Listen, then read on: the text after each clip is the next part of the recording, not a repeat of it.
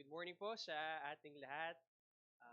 Happy Hearts Day kahapon. No? Kanina traffic pa rin, madami pa rin magjojowa sa daan. No? So, yung iba natin, no, baka nakipag-date pa or yung mga nasa kanilang celebration pa. No? So, we praise and thank God for this day. At maraming salamat po at nakita-kita muli tayo. And in love po ba ang bawat isa? No? Nailabas nyo na po ba yung mga misis, mga mister, yung mga girlfriend, boyfriend nyo? O sila po sila, Pastor Levi, yesterday, no? Lumabas sila. Nainggit tuloy ako, Pastor, no? Naalala ko nung practical worker pa lang ako, parang nagsinigang lang tayo ng Pastor nung Valentine's.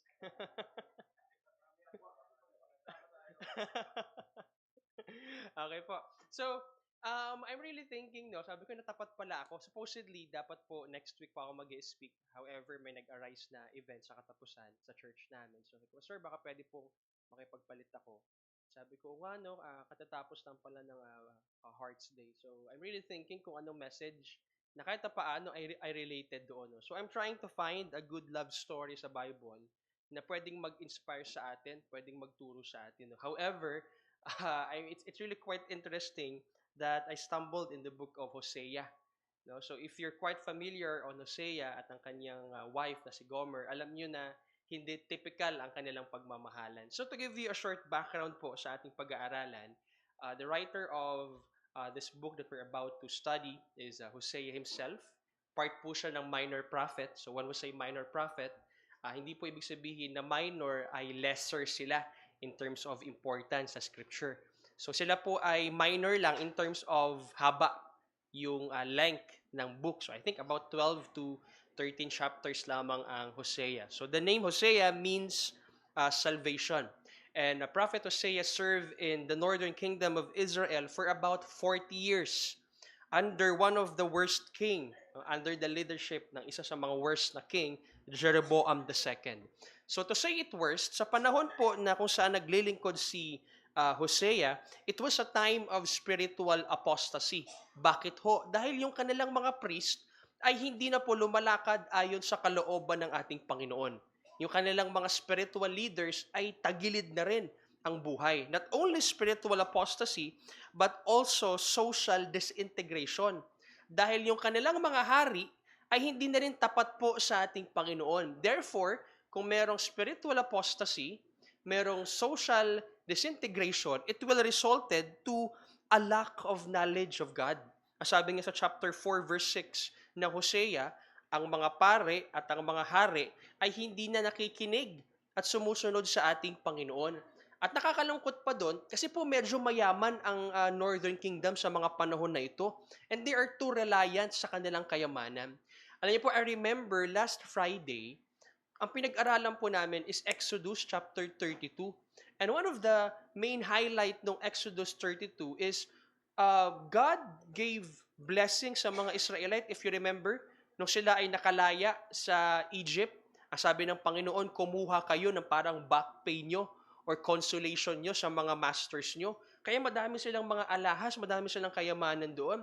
However, the same blessing that God gave them is the same material they use para gawin yung golden calf. Kung atin makikita, galit na galit ang Panginoon sa kanila. Sabi nga ni Moses, Lord, baka pwede namang maawa ka. Moses is pleading sa ating Panginoon. In some way, God has the right to exterminate them. God has the right to break the covenant kasi sobrang lala nung ginawa nila. Kakasabi lang nila sa may chapter 24, kung ano ang sasabihin ng Diyos, susundin namin. After ilang chapter lang, chapter 32, gumawa ng Diyos-Diyosan. Pero kung ating makikita in chapter 32, and the same sa ating pag-aaralan ngayon, God has every right para iwan sila, para i-break yung covenant sa kanila. However, in God's mercy, in God's compassion, pinili pa rin ng Diyos na sila ay kupkupin, sila ay i-restore, at sila ay kunin. So umaga pong ito, we will talk about a very unique setup ng marriage in which God will going to use para i-illustrate kung ano ang relasyon niya sa mga taga-Israelita at kung ano ang ginagawa ng Israel people para sa kanya. So with those collective thoughts in mind po, ang pamagat ng ating message for this morning is patungkol sa pag-ibig. Ang pag-ibig na hindi marunong sumuko. Diba? Medyo ang ganda pakinggan. Pero let's try to see kung ano yung love life ni Hosea. But before we continue, tayo po muna ay lumapit sa ating Panginoon. Father God in heaven, Lord, we praise and thank you for this wonderful morning that you have given to us. Thank you, Father, for the good weather. Thank you, Lord, for the safety and protection that you have provided to all of the members who are with us right now. Lord, we would like to ask and beg for your mercy, for your forgiveness, for all of the sins that we have committed towards you, Father. We know, Lord, na madami kaming mga pagkukulang. May mga times na hindi na nga po namin maalala yung mga kasalanan na aming ginawa. And Father, as we talk about your love, help us, Father, to see on how sinful we are and on how loving and gracious and compassionate of the Father and God you are, Lord. Panginoon, tulungan niyo po kami na makita ang aming mga pagkukulang, ang aming pagtataksil, at ang aming pag-neglect sa inyong pag-ibig. At tulungan niyo po kami, Panginoon, na mabago ang mga kamalian na meron kami. Ang makaawaan niyo po kami ngayon, tulungan niyo po kami at kahabagan niyo po nawa ang pag-aaral ng inyong banal na salita. Kayo po, Panginoon, na magturo sa amin at gabayan niyo rin po ang mga kapatid namin na nanonood through Zoom at even, Panginoon, yung mga papunta pa lamang. Purihin at dakilain, Ama, ang inyong pangalan. At ang lahat ng ito ay binabalik po namin sa inyo. Sa matamis na pangalan ng aming Diyos ang tagapagligtas, Kristo Jesus. Amen. So, para po sa ating unang point, letter A, ang pag-ibig na higit sa nakaraan. So, ating sisimulan, paano ba nagsimula ang lahat? Kanina binasa na ho natin in English, but I would like to read in Tagalog. Sabi po ng Hosea verse 1 and 2, nung unang magsalita si Yahweh sa Israel, sa pamamagitan ni Hosea, sinabi niya, mag-asawa ka ng babaeng nangangalunya at magkaroon ka ng mga anak kasama niya. Sapagkat tulad ng babaeng iyon, ang mga tao sa lupain ay nagtaksil rin sa akin at sumasamba sa ibang mga Diyos. Kaya nagpakasal si Hosea kay Gomer na anak ni Diblaim. Hindi nagtagal, nagbuntis si Gomer at nanganak siya ng isang lalaki. Very unusual ang command ng ating Panginoon. Parang ganito, okay, Hosea, gusto kong i-illustrate ang relationship ko between me and Israel sa pamamagitan ng marriage life mo. So therefore, I will give you a perfect wife. Isang prostitute. Diba? So, paano ba yan? Kunyari, magdadala ako dito ng misis. Ano po pala, kalooban po ito ni Lord na maniwala po kayo sa akin. So, I can't imagine kung paano dinedefend ni Hosea yun sa mga tao sa paligid niya. Imagine, 40 years siyang naglilingkod sa Israel. Alam nila na si Hosea ay godly person. And suddenly, yung kanyang wife ay kilala sa kanilang town. He is the town prostitute, si Gomer. Hindi lamang basta simpleng prostitute, isa sa mga pinakakilala sa kanilang lugar. It was Gomer. At sabi ng Panginoon, asawahin mo siya at magkakaroon kayo ng mga anak. At even yung mga anak niyo will represent my relationship to my people. Okay, isa-isayin po natin yung kanilang mga naging anak. In verse 4 to 5, ang kanyang unang anak. Sinabi ng Panginoon kay Hosea, pangalanan mo ang anak na lalaki na ito, Jezreel. Dahil hindi na magtatagal at parurusahan ko ang pamilya ni Jehu dahil sa mga pagpatay sa lugar ng Jezreel. So si Jehu po ay isang king. Inutusan siya ng Panginoon na napatayin si King Ahab. However, medyo he go extreme. Madami siyang ginawang hindi inutos ng ating Panginoon. Well, technically speaking, yung valley of Jezreel, diyan tinalo si Ahab. But during this context, ang sinabi dyan ng ating Panginoon, in verse 5, at sa araw na iyon, babaliin ko ang lakas at pananalig ng Israel sa lambak ng Jezreel. Sila po ay prominent sa panahon na ito. Malakas, sagana, at mayaman ang mga Israelita. Pero sabi ng Panginoon, masyado kayo nagtitiwala sa inyong army, masyado kayo nagtitiwala sa inyong resources, babaliin ko yan. Fast forward, sila po'y sinakop ng Assyrian. Pero during this time, wala pa ho. Ito pa yung mga pasaway na moment niya. Sa unang anak, si Jezreel, means God scatters. Number 2, in verse 6, muling nabuntis si Gomer at nanganak ng isang babae. Babae naman. Sinabi ng Panginoon kay Hosea, pangalanan mo siyang Lo-Ruhamah.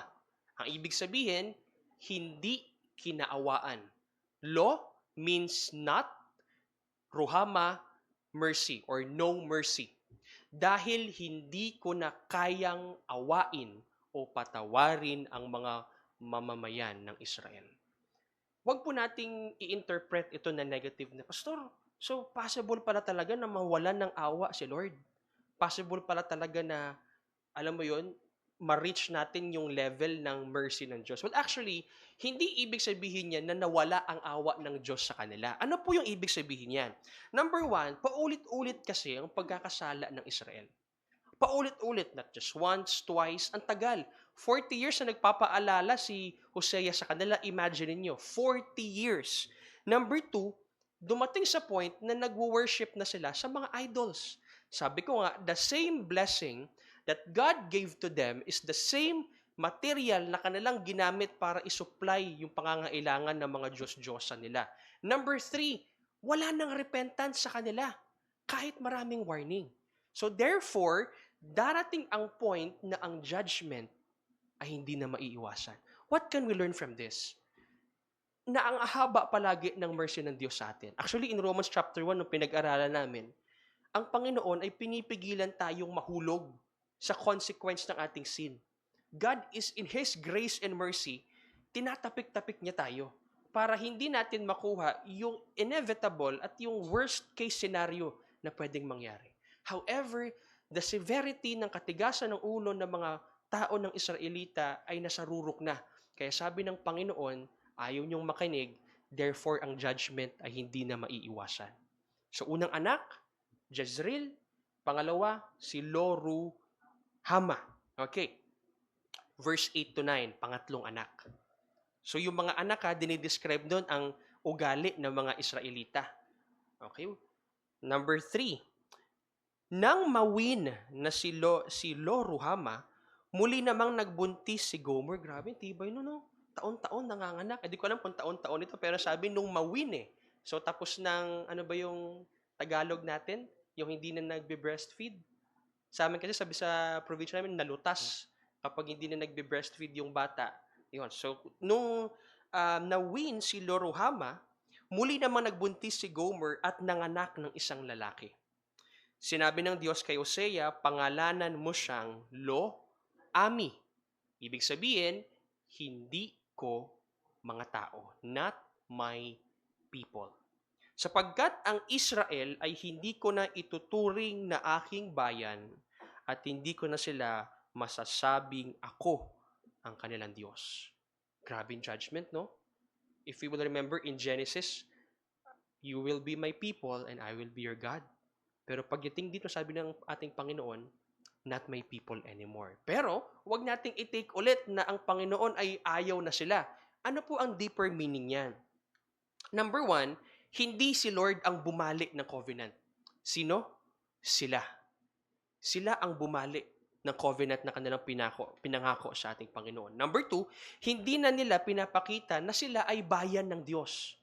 Hindi na evident sa kanilang lifestyle, hindi na evident sa kanilang worship na sila ay pagmamay-ari ng ating Panginoon. Kaya darating ang separation because of sin. Parang ganito yan, no? Pinili ninyong lumayo sa akin, kaya mararanasan niyo ang consequence ng separation. Alam niyo po, kung ating titingnan, parang napakasama, no, ng mga Israelita. Parang sila yung kontrabida sa story. Pero if you will trying to observe din yung buhay natin, tayo rin to Di ba? The same blessing na ibinigay ng Diyos sa atin is also the same blessing na ginagamit natin para lumayo sa Kanya. Right? Continuous ang warning ng Panginoon sa atin, pero continuous din yung ating pag-neglect sa Kanya. Kaya nga, if sometimes, no, kapag may mga nangyayaring consequences sa ating buhay, madalas nating isisi sa iba. Madalas nating i-point out kung sino-sino man. But in reality, baka mamaya tayo lang din ang problema. Same with them.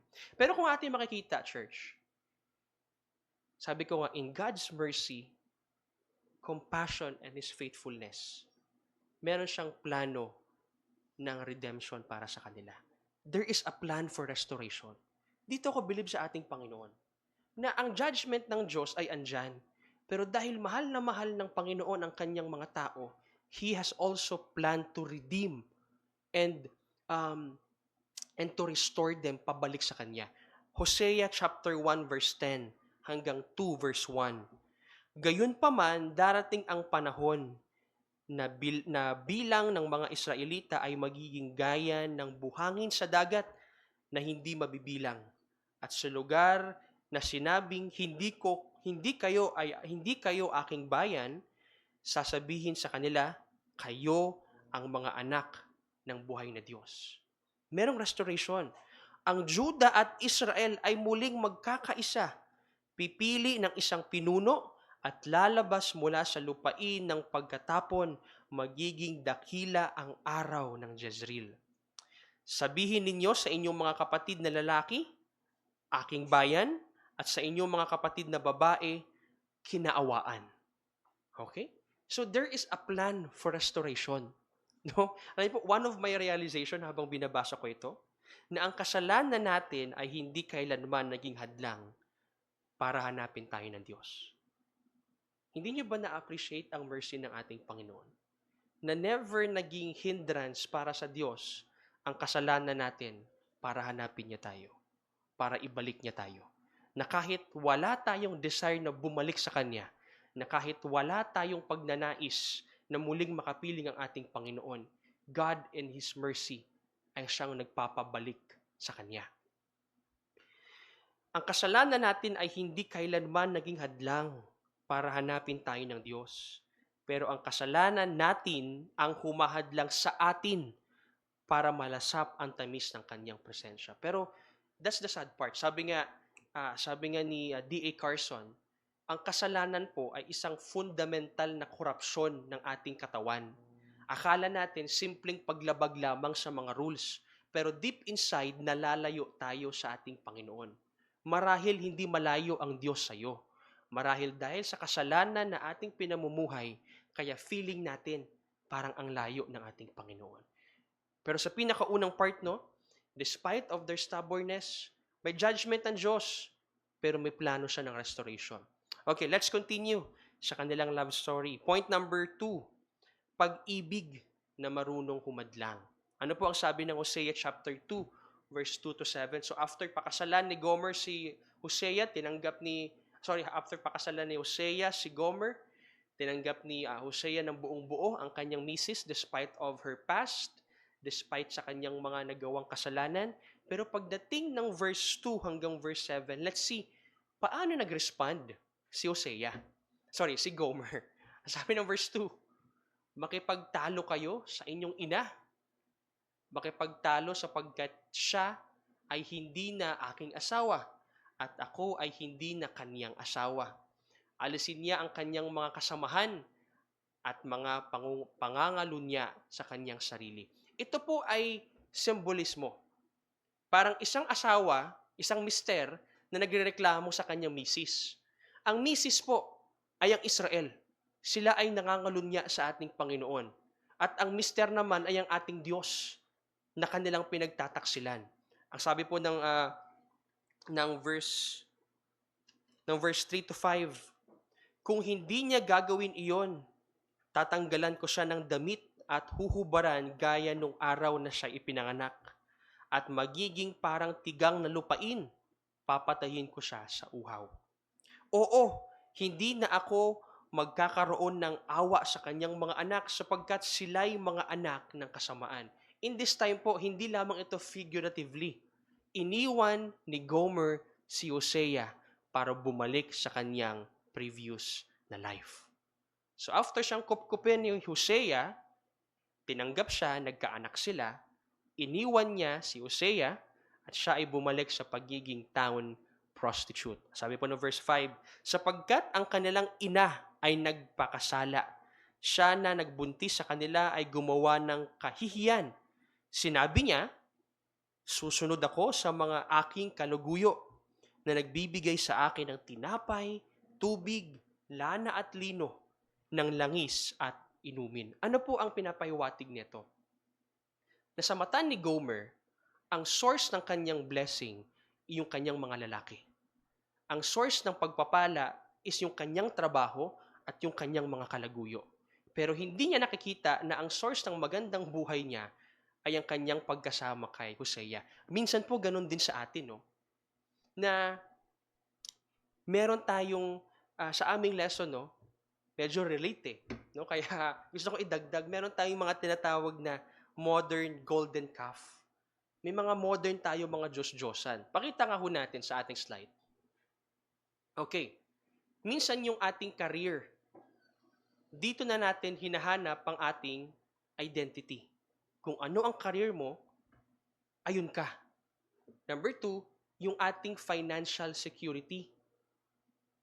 Dito natin kinukuha ang ating ultimate na trust. Pag madami kang pera sa bangko, kompleto ang insurance mo, ano pa ba, meron kang HMO, secured na secured ka. Number 3, yung ating relationship, ginagawa nating emotional savior. Hinahanap natin yung ating validation sa mga partners, sa ating asawa, wala naman pong masama doon. Pero minsan ginagawa natin na nasa ibang tao ang way para ma-validate tayo. Number 4, yung social image. Yung iyong imahe sa publiko, sa social media or kahit saan pa man. Dito nakabase yung worth mo, yung halaga mo bilang tao. And lastly, nakakalungkot, no, even sa ating church. Minsan, even ministry ay mas mahalaga kaysa sa intimacy sa ating Panginoon. Hindi ko po sinasabi na masama ang ministry. Maganda po yan. Pero wag sana nating pagbalik na rin na hindi porket madami kang ministry ay intimate na ang iyong relasyon sa ating Diyos. That's a different thing. You can be active in the church ministry, attend ka ng choir, ng Sunday school, ng worship service, present ka sa ating book study, prayer meeting, but in reality, sa iyong personal time sa ating Panginoon, nanlalamig ka. And same with the people of Israel, and same with Gomer herself, na para sa kanya, mahahanap niya ang kanyang identity, ang kanyang ultimate trust, ang kanyang emotional savior, ang kanyang worth sa kanyang mga lalaki. Ano kaya ang nararamdaman ni Gomer during this time? Imagine, ganyan ang misis mo. Meron kayong mga anak. No, naging single dad ka. Siguro kung may tulfo noon, no, nagpatulfo na si Hosea. Pero atin makikita, ano ang response ng Diyos? Ano ang sinabi ng Diyos kay Hosea? Okay po, point number 3 natin. Ang pag-ibig na kayang magbayad. Okay, Hosea chapter 1, Hosea chapter 3, verse 1 to 3. Ito ang response ng Diyos kay Hosea. Sinabi sa akin ni Yahweh, umalis kang muli at ipakita mo ang iyong pag-ibig sa iyong asawa kahit na siya'y nangangalunya. Grabe. Sabi ng ating Panginoon, hanapin mo, habulin mo, at ipakita mo muli na mahal mo si Gomer despite sa kanyang pangangalunya. Sapagkat mahal pa rin ni Yahweh ang Israel kahit na sumasamba sila sa ibang mga Diyos. Do you see yung love ng ating Panginoon? It's a reflection eh. Mahal pa rin tayo ng Diyos kahit hindi natin siya mahal minsan. Mahal pa rin tayo ng Diyos kahit nakakalimot tayo sa Kanya. Mahal pa rin tayo ng Diyos kahit madami tayong pagkukulang sa Kanya. Same with Hosea and Gomer. Namamahalin pa rin ni Hosea si Gomer despite of all of the things that she has done. Okay, pagdating ng, ano po ang symbolism niyan? Ito ang picture ng pag-ibig ni God sa atin. Minahal tayo ni God, hindi nung mabait tayo, kundi nung tayo ay makasalanan pa. Romans 5:8, for while we are sinners, Christ died for us. Hindi hinintay ng Diyos na maging mabait ka, hindi hinintay ng Diyos na maging masunurin ka, maging malinis ka, bago ka niya mahalin. Same with Hosea, minahal niya si Gomer in her worst state. Pangalawa, in verse 2, kaya't binili ko siya sa halagang 15 pirasong pilak at 150 kilong sebada. Nabaon po sa pagkakautang si Gomer. Si Gomer. Pagbabaliktad ko, si Gomer. Nabaon siya sa utang. Hindi lamang ang pagiging prostitute ang kanyang maling desisyon. May other pa siyang wrong decisions na ginawa. Sa pag-aaral po namin sa Exodus, kapag po ikaw ay merong malaking utang at hindi mo kayang bayaran, ikaw po ay required na maging alipin sa pinagkautangan mo. Pero ano ang ginawa ni Hosea?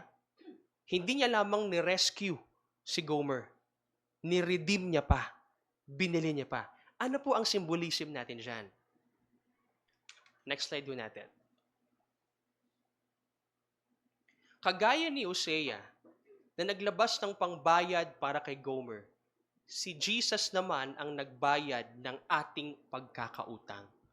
Sa kasalanan, gamit ang kanyang sariling buhay. Binili niya tayo para maging malaya. Binili niya tayo para kanyang mahalin. Grabe no? Ang purpose kung bakit tayo iniligtas ng Diyos, number 1, para mahalin niya tayo. Grabe. And verse number 3.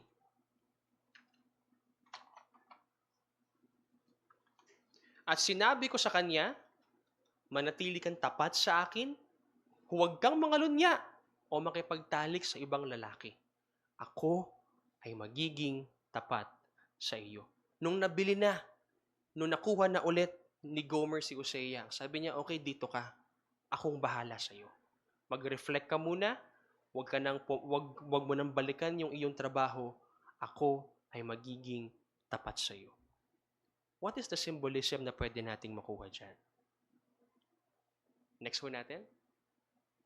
Kung tinubos tayo ni God, hindi niya tayo hinahayaang bumalik sa putikan. Tinawag niya tayo sa isang buhay na tapat at nakalaan lang para sa Kanya. Same with Hosea and Gomer. Binili na kita, huwag ka nang babalik. Ilaan mo na ang buhay mo sa akin at magiging tapat ako sa iyo.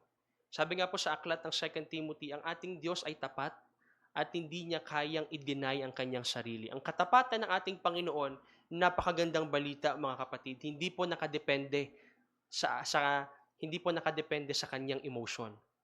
Hindi po nakadepende sa mood ng Diyos ang kanyang katapatan.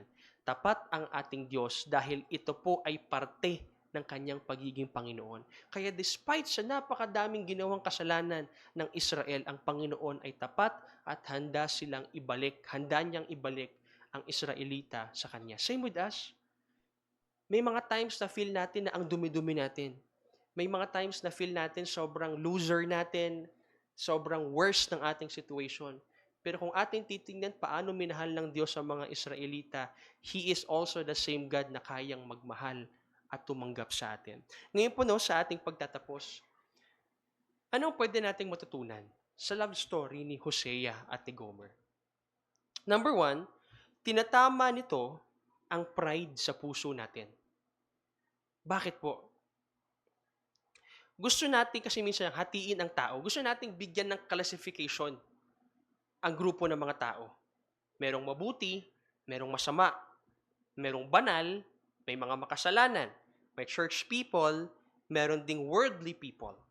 Pero si Hosea, inutusan ng Diyos na mahalin si Gomer, isang babae na paulit-ulit na nagkasala. Ganon din ang pagmamahal ng Diyos sa atin. Hindi dahil perpekto tayo, kundi dahil tayo ang kanyang minamahal sa kabila ng ating pagkukulang. So tinatama nito yung pride sa ating heart. Na kagaya lang din naman tayo ni Gomer eh. Kagaya lang din naman tayo ng mga Israelita, pinagpapalit natin ng Diyos. Ginagamit natin yung blessing natin, hindi para sa Diyos minsan kundi para sa ating mga sariling pangangailangan. Pero despite of that, minamahal pa rin tayo ng ating Panginoon. Kaya wala tayong dapat ipagmayabang Kasi wala tayong pinagkaiba kay Gomer. Wala tayong pinagkaiba sa mga Israelita. Okay, number 2, nilalantad nito ang mababaw na awa natin. Shallow na awa ng tao. Minsan, pinapatawad natin ang iba, pero may laging tinatanda ang kasalanan. May lihim na pag-iwas o chismis. Pero si Hosea, hindi lang basta nagmahal. Binili niya si Gomer pabalik kahit may sakit sa kanyang puso. Ganon din si Jesus sa atin. Nagbayad ng kanyang buhay para bawiin tayo kahit sa pinakamadilim nating sandali. Kaya nga po, isa sa mga realization ko po palagi, every time tinatamaan ko yung topic na yan, kung mauunawaan lamang natin ang pag-ibig ng Diyos sa atin, for sure, hindi tayo maglilingkod sa Kanya ng balewala. For sure, mas magiging seryoso tayo sa ating paglilingkod sa ating Panginoon. Baka nga po hindi na tayo malate. No, nalate ako kanina, pasensya na. Kung ating mauunawaan lang ang pag-ibig ng Diyos, marahil mag-iiba ang pag-approach natin sa ating worship. Baka lahat tayo i-desire natin na pumasok ng Bible school. Or iba man.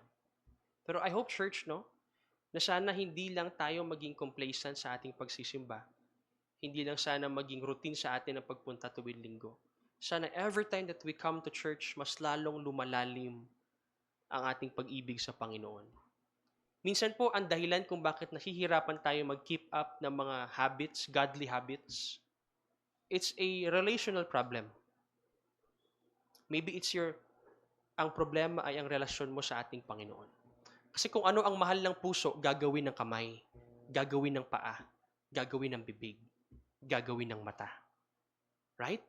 Kung ano ang mahal ng puso nyo, hindi kayo mapipigilang gawin yun. Pagbabasa ng Bible, pag-attend ng church, kasama sa mga ministry, pagbibigay para sa Kanya.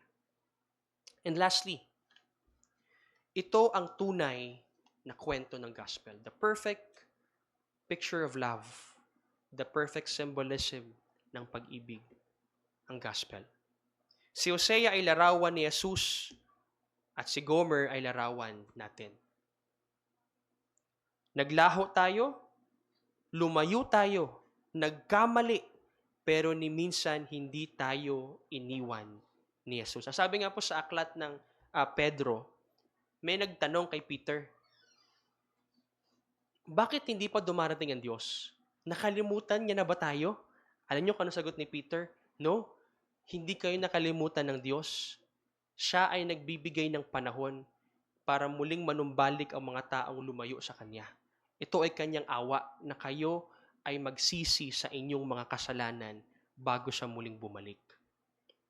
Sa kabila ng ating pagkakasala, sinabi niya sa atin in Romans 5:8, no, if I can rephrase that, mahal kita and worth it pa ring ibalik ka sa akin. I hope, church, no, na for this Sunday and for this season, no, of love, of Valentine's or Heart's Day, wag lang sana maging highlight yung mga partners natin. Wag lang sana maging highlight yung mga flowers and yung mga chocolates or yung gala na meron tayo or yung memories nyo with your loved ones. But I hope maging highlight paano ka minahal ni Kristo. Paano ka pinatawad ng Diyos. At paano tayo paulit-ulit na tinatanggap ng Panginoon sa kabila ng ating mga pagkukulang sa Kanya. Kaya nga po sa ating pagtatapos, no, kung titingnan ka ng Diyos, gaya ng pagtingin mo sa iba, saan ka kaya pupunta? Kung susundin ng langit ang mga hatol mo sa ibang tao, sino kaya ang makakapasok ng langit? Ang Diyos na nag-utos kay Hosea na mahalin si Gomer ay siya ring Diyos na minahal ka sa pinakamalalim ng iyong pagkakasala at kahinaan.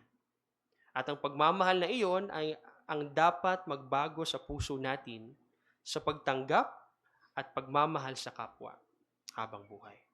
So sana baguhin din po noon ang ating pagtingin sa ating kapwa Kristiyano o sa mga taong wala pa kay Kristo. Sana baguhin nun yung ating pag-approach sa kanila. So nawa po, no, i-cherish natin yung pag-ibig ng Diyos sa atin. Minsan na pag-uusapan natin ni Pastor Oscar, kaya ba minsan hindi na natin na-appreciate ang gospel kasi libre? Diba? Free? Dahil ba free para sa atin, wala nang worth? Pero grabe no, ang pinakamahal or pinaka-luxurious na bagay sa mundo ay ibinigay ng Diyos sa atin na libre lang. Huwag po nating i-neglect ang kanyang gospel. Huwag po nating i-neglect ang pag-ibig ng Diyos sa atin. Tayo po'y manalangin. Panginoon, purihin ka. Nakilain ang iyong pangalan. Maraming salamat, Panginoon, sa inyong pag-ibig sa amin. Maraming salamat, Panginoon, sa buhay ni Gomer at ni Hosea na inyong pinakita na sa kabila ng aming paglayo, pagtakbo, pagbalik sa kasalanan, sa kabila ng mga past namin na masama, madumi at nakakahiya, ang inyong pag-ibig, Panginoon, ay handang magbalik, mag-restore, at muling mahalin kami, Panginoon. Maraming salamat, O Diyos. Tulungan niyo hunawa kami, O God, na makita na minsan o madalas man ay madaming mga pagkakataon na ikaw, Panginoon, ay nasasaktan namin. Madaming pagkakataon na kami nangangalunya sa mga bagay, Panginoon, na hindi naman dapat bigyan ng aming atensyon. Panginoon, tulungan niyo po kami na makita na kayo po ang number one priority dapat ng aming buhay. At tulungan niyo po kami, Panginoon, na ma-appreciate ang pag-ibig na inyong ibinigay sa amin. No more than anything, Panginoon, kayo po ang simbolismo ng love, hindi tao, hindi bagay, kundi kayo, Panginoon, si Kristo, ang aming tagapagligtas. Maraming salamat, Ama. Kahabagan niyo po kami at kaawaan sa araw na ito. Sa matamis na pangalan ni Jesus. Amen at amen.